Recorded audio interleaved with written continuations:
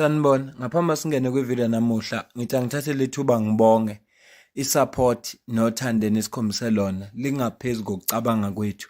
Siyacela niqhubeke nisupporte njalo ngokubuka amavideo ethu, ungakhohlwa ukukhomenta, ushare, ulike. Siyafisa ukuzwa umbono wakho. Sicela ke singene kwivideo namuhla. Ngithi ngena ku-X yaziwa nge-Twitter. Ngisithela lapha kwanansi siqebhezana nje se-statement esiphuma kumkhonto wesizwe party. Sibhalwe kanje. Overview.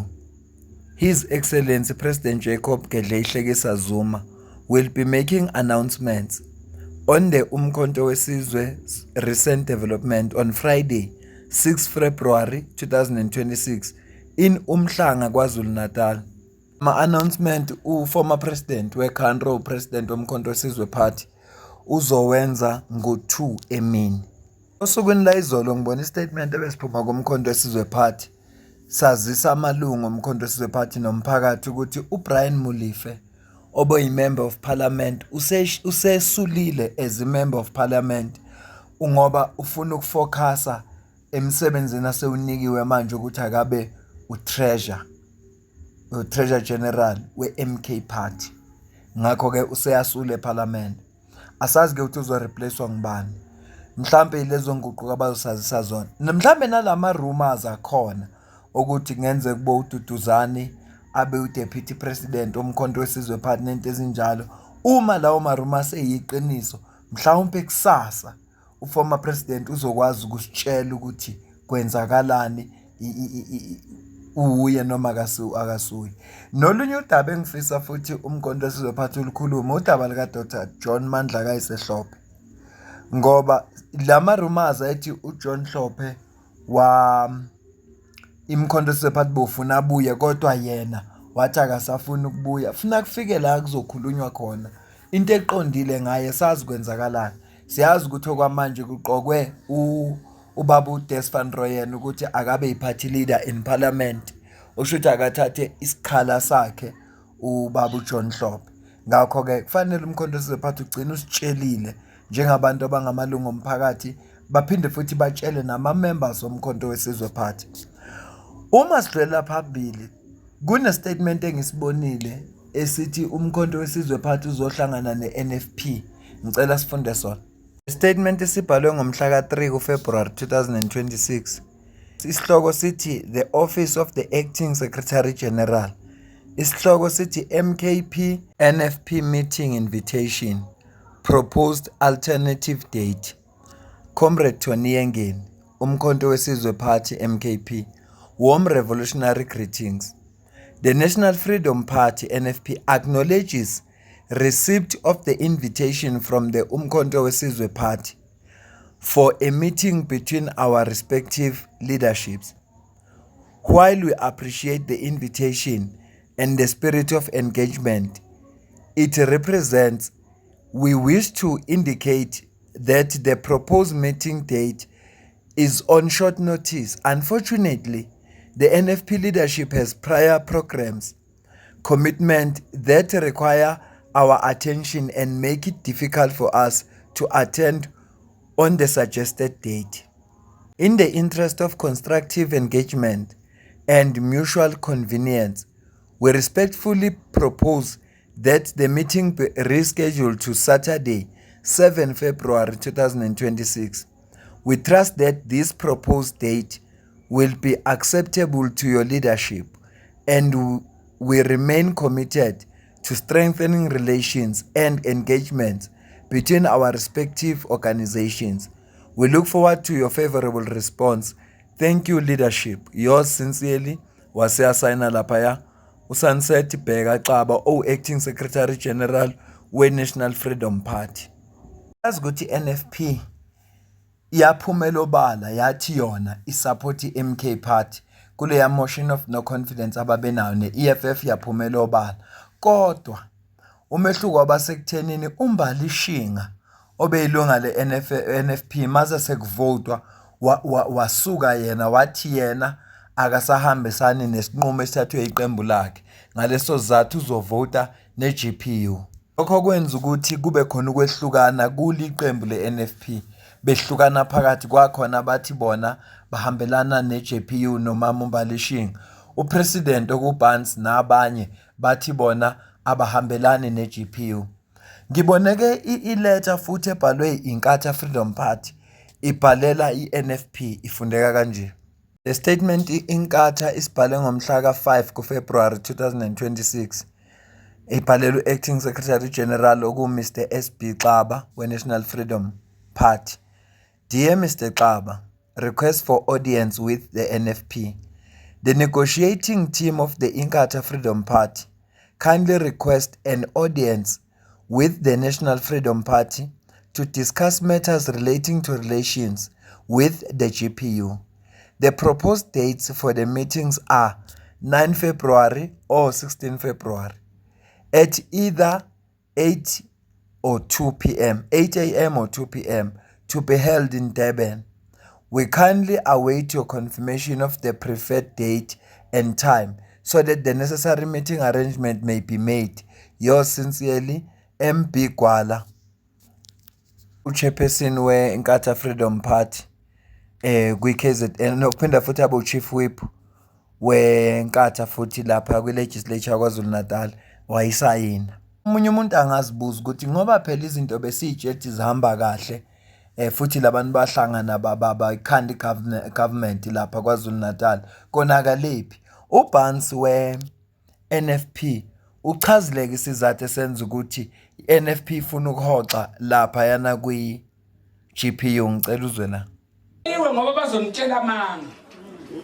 Sihlanganile ne-MK. Savumelana ukuthi ubuholi bukaNtula Sikwethembi sakusho lokho angithi? Yebo. Sahlanganile noKhongolose. Wosincikisela. Wasithreatenisha. Wasitshela ukuthi masiphuma ku-GPU i-NFP izolimala kakhulu ngoba mangavote kuhulumeni ubhidlizeka kusho ukuthi inketho zaKwaZulu Natal zizoqala phansi. Base bethi nina ngoba nineyinkinga ngaphakathi nina nizolimala kakhulu. Ithimba lena lolosekela mongameli lathi kuhle lokho. Sifuna ukulimala kakhulu. Makuphoqa ukuthi aqalwe phansi. Ngithi hey aqalwe phansi. Asifuna ukuphashaka simukele nanoma yini ngoba ngithemba ukuthi sineyinkinga. Ziyaphela inkinga kwaNFP. Ziyaphela inkinga kwaNFP kancane kancane kuyavela ukuthi ziyaphela. Ngicela noyilungiselela ukuthi if bengayihloniphi izinto esasiphakamisile ngoba siphakamisa izinto ezimbili ezintathu. Sithi iNkatha ikhipha uNtuli. Sithi ANC ayikhipha uNomagugu ngoba la eclinic kade ngidlulene nolonolizona akho ngisho umuthi Panado. Yena megula uhambisa lapha ebhedlela ezibizayo eThekwini. Ngeke eze isibhedlela sikahulumeni kodwa uphethe ibhedlela sikahulumeni. Umfowethu uhlomuka. Ingane zakhe ayifundi la okufanele ziphakelwe khona ngale feeding scheme. Zifunda koma private school. Bese le mali okufanele ngabe kuphakelwe ingane zethu yena uphakela abangani bakhe namakhosikazi abangani babo. Sithi abaphume. Lapha lemkhanya kude bakumgwaqa I think it was 1 kilometer. 1 kilometer ngo 18 million. Letshebe uDuma aphume nayo.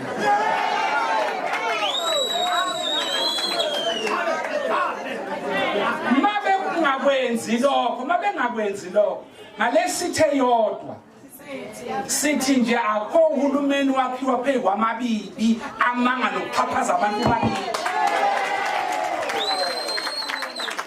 Akekho ke owasipha lesithi. Ngiyezwa nje bathi abantu asasakhuluma kanjani ukuze lesithi nithole.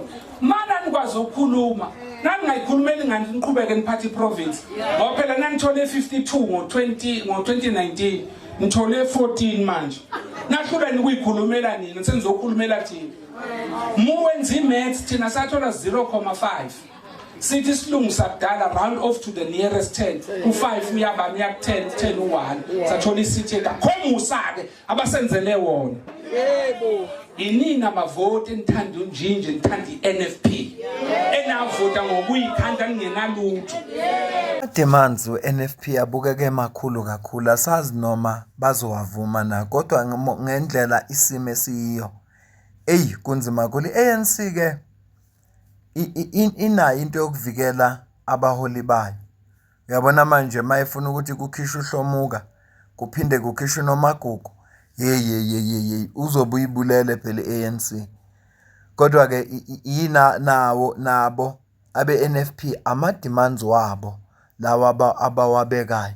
So ngaleso sizathu ilokhu abakubeka. Kanti ngifuna ukucaphunela enye meeting lapho uBarnes achaza khona akhuluma khona amaqiniso. Ngifisa nje ukucaphunela leyo video leyo bese siyayivala le video ngoba sizozwa kusasa ukuthi iziphi inguquko ezenzekile kumkhonto wesizwe party lezo former president azokwazisa ngazo isizwe sase South Africa. Angeke ungibone mina ngishaya isithombe noThula Sizwe. Angimfuna la ahambe khona.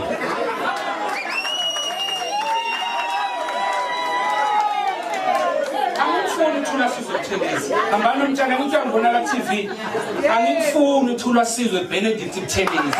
Ngilani NFP. Isizathu sokuthi ngisho lokho uwethuso washonayo ebephethwe uyena ephethe umkhandlu we-ZDM ngomuntu engasilona ikhansela lethu emkhokhela imali. Wayekhanya khona la kwaNongoma ngazi yiphi wathi owathi Zwide ungathatha iballot paper uyibhekise phansi uyibhekise phezulu uyibukise eceleni ku-Ward 4 ethi ayisoze uphinde uyibone i-NFP. Sathi masingena safike sakuthola ukuthi abaholi be-INEC badla lapha enkatheni bambiza omunye umfowethu ngengimusha igama eFrahead kuyoncenga ukuthi unkosikazi wakhe engisho ngizosonibona ikhuluma ngoba akazovota nani nenkatha kusho uMahlase wayilunga le-INEC. Yebo. Ayifana sikhuluma amaqiniso ngoba okunye ukubona sengathi siyalwa. Imbiza leyo abayidlayo yemali yenkatha sebezoyihudela lapha kwaNFP.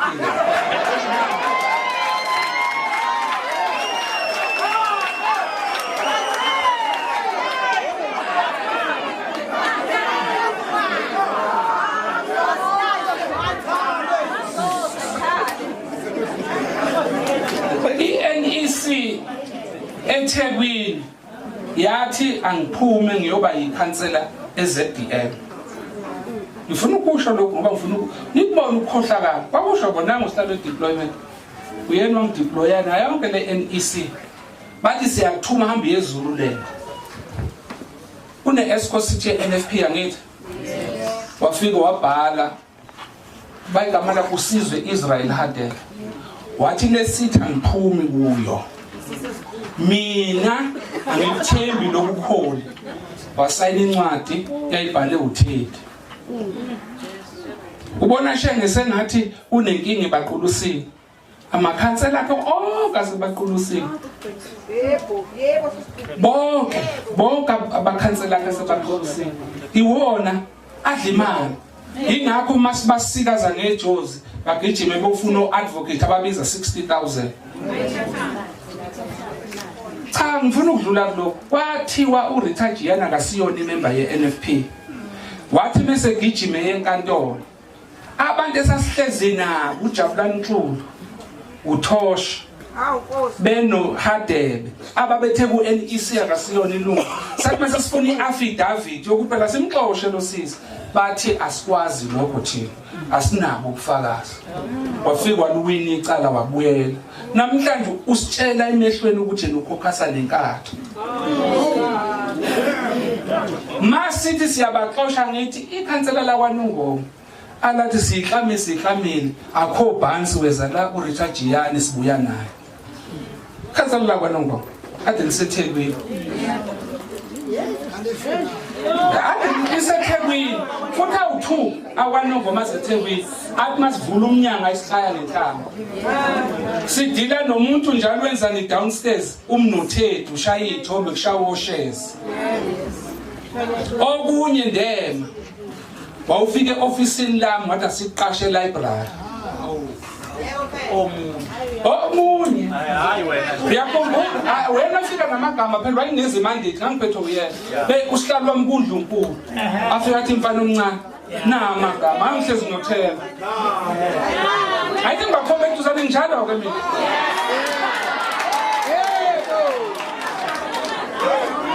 wafike wathi uNdlunkulu ngithi makune portfolio mangisuka ekhaya ngidlula kwaNdlunkulu esengilindile estobhini eBackstage ngimthatha athi mfana omncane ngeke fanele eqashwe athi uyababona labo mfana omncane ngathi yebo wathi abakwethu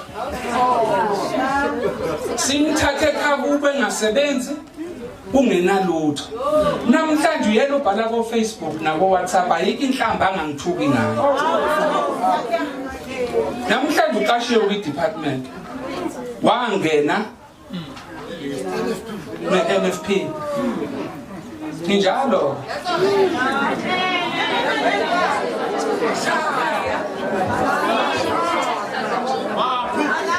ngikusho lokhu baholi ngoba ngifuna nilazi iqiniso wathi umkhulu ozala ubaba uMlungu alikho ithuna lenhlamba alikho ithuna lenhlamba ngiyafuna nangulele emakhazeni ubulawe inhlamba ngithukeni ngoba ngivekela lokho engakuqalayo ngakudesigner bonke laba bangithulayo baqhamuka nje sebezohleza ikhundla abanamlando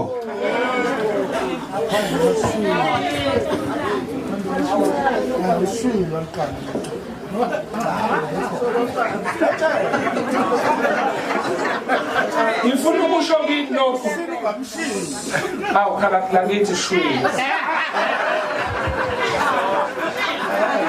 ngikusho lokhu baholi ngoba fanele siwaxoxa amaqiniso shanda ngizokuthula mne wethu ukuthi uthuleke kabi kanti sihamba phe kwameva uComrade uMasibiya bamzama ngenhlamvu befuna ukumbulala ngoba eshaya phansi ukuthi asikwazi ukumukela isikhundla senkatha ngoba sathi sibakhuza sesibalile amaphepha ukuthi icala nizoluyini enkantolo musani ukujaha bahambe enzulwini zokusuku bomukela imali yegazi bavuma ukuba odeputy mayor namhlanje ayikho inhlamba angeke uthuka abantu bakini ngalendlela kukhona okubabayo uzusibize ngovuku usibize ngayo yonke sihlalo amakhansela akangekho la unawo section 15 sihlalo unawo section 15 kwabantu abangezwa sihlalo nithi section 15 ukhona kwi constitution kwamakhansela angafuna ukuthatha imandate angeke somncenga umuntu ngisacela unobhala wakhe angibhalele ireport ukuthi ngesikhathi kubulawa iESCO City NFP nanike zobani imvumo ukuthi ngifaka abantu beni